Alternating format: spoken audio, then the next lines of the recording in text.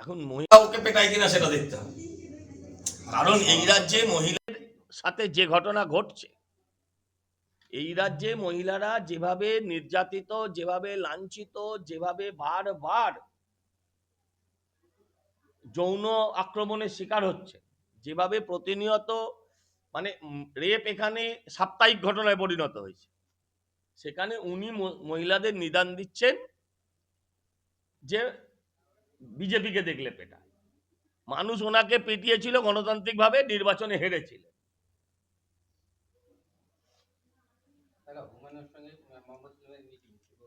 সে তো হবেই, হবে না ভাই। সর্বহারার দল, সর্বহারা শ্রমিক কৃষকের দলের মুখপত্র, সাধারণ সম্পাদক রাজ্যের, তিনি করছেন পুঁজিপতি হোটেলে মিটিং, আর শতরূপ একটা বাচারি গাড়ি চাপলে এদের এত রাগ হয়। এখানে কেউ কিছু বলছে না, একটা পুঁজিপতিদের 5 তারা হোটেলে মিটিং করছেন। আর কার সাথে মিটিং করছেন?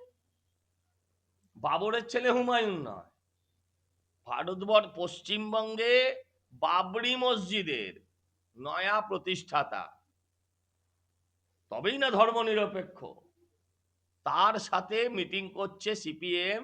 ওটা কিন্তু সেলিম মিটিং করছে না, সিপিএম মিটিং করছে। কারণ মিটিংটা ব্যক্তিগত নয়, মিটিংটা হচ্ছে সিট শেয়ারিং, কে কোন সিটে দাঁড়াবে, কে কাকে সমর্থন করবে। একজন মুসলিম মৌলবাদী, হ্যাঁ, একজন জিহাদি, যে 30% হিন্দুর মাথা কেটে ফেলে দিতে বলে ভাগীরথীতে, তার সঙ্গে মিটিং করছে মোহাম্মদ সেলিম। আমি মুর্শিদাবাদ সহ সারা রাজ্যের যে সমস্ত হিন্দু সিপিএম সমর্থক আছেন তাদের বলবো, মাথা কাটবে বলেছিল হিন্দুদের, বলেনি যখন সিপিএম কে ছাড় দেবে। আপনাদের তাই মাথায় রাখতে হবে, যারা আপনাদের মাথা কাটে সেই মাথাতে আপনারা আর হাত বোলাবেন কিনা, সেই মাথাতে আপনারা আর হাত বোলাবেন কিনা, এটা আপনাদের ভাবতে হবে। এসআইআর এর চাপে এক বিএলও উত্তরবঙ্গে এক বিএলও নদীতে ঝাঁপ দিয়েছে, কি বলবেন? অশোক দাসও মারা গিয়েছিল। অশোক দাস বলে যাদবপুরের এক বিএলও, তিনি তার স্ত্রী প্রকাশ্যে বলেছেন, সেই অডিও আপনারা সবাই শুনেছেন হয়তো, যে আমার স্বামীকে এত ভয় দেখাতো ওখানকার কাউন্সিলর, যার জন্য ওকে মরতে হয়েছে।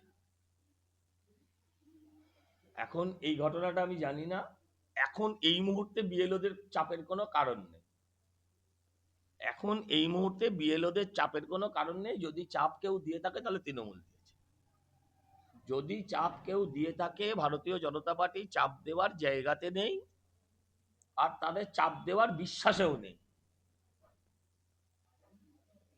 কিন্তু যদি কেউ চাপ দিয়ে থাকে, সেই চাপ তৃণমূল দিয়েছে, যেটা অশোক দাসের ক্ষেত্রে প্রমাণিত হয়েছে, এক্ষেত্রেও সেটাই হয়েছে।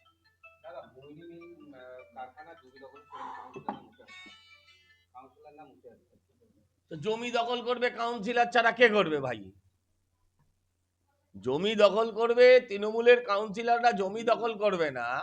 তৃণমূলের কাউন্সিলররা ঘর দখল করবে না, তৃণমূলের কাউন্সিলররা বেআইনি নির্মাণ করবে না। তো তারা চলবে কেমন করে? তারা খাবে কি? এত বড় সংসার, এত খরচ, এত এস্টাবলিশমেন্ট, এত গাড়ি, তার তেল, চলবে কেমন করে? করতেই হবে, এদের ভোট দিলে এটাই হবে।